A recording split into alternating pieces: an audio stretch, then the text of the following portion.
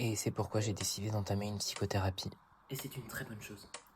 Très bien. Alors, donc, pour commencer, on va faire un petit exercice. Vous allez commencer par me parler de votre enfance. Hein? D'accord. Un petit biscuit? Non, merci. Je me laisse tenter. Alors, papa, maman, tout ça. Oui, non, vous inquiétez pas, je vois. Vous avez déjà pensé au suicide? Alors, d'après ce que vous me dites, il me semble, pour moi, évident que votre tristesse vienne de votre chakra cosmique inversé. Et votre lune est en Sagittaire aussi, donc bon, forcément... Ok, donc pour la semaine prochaine, un petit exercice très simple que je vais vous demander de faire. Vous allez lister 50 choses positives et 50 choses négatives, dans un petit carnet que je vais vous donner après, et vous le faites par ordre alphabétique. C'est bon pour vous? Parce que c'est là, en fait, au final, où je me rends compte que ça vous fait rire. Pardon. Non, je rigole parce qu'en fait, je repense à un rêve que j'ai fait cette nuit, j'ai rêvé de vous, et c'était très drôle parce que vous étiez une araignée qui faisait du roller. Ah bon? Ouais, c'était très bizarre, ça faisait beaucoup de pattes en plus. Mais vous savez, moi je trouve que la solution que vous cherchez, elle est simple. Ah bon, et c'est quoi? Bossez plus, dépensez moins. Pour votre problème, j'ai une solution toute trouvée. Pourquoi vous partez pas faire un trek, une randonnée en sac à dos pendant un an à l'autre bout du monde? C'est vrai, vous avez aucune attache ici, personne qui vous retient, vous avez pas de famille, pas d'amis, vous avez personne. Oh non, mais pas. Oh, bichette. Oh, non, je voulais pas vous faire pleurer. Oh, déconner.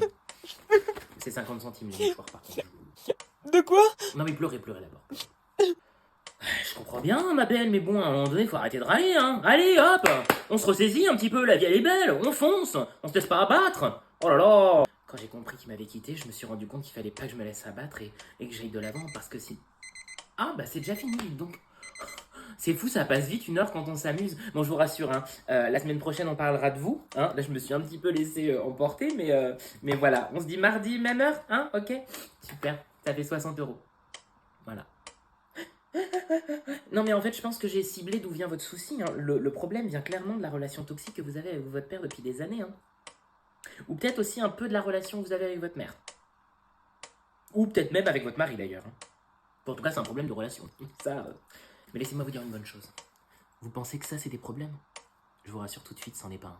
Ah bon? Non. Non, parce que quand je vais vous raconter mon histoire à moi, vous allez savoir ce que c'est que la définition de vrai problème.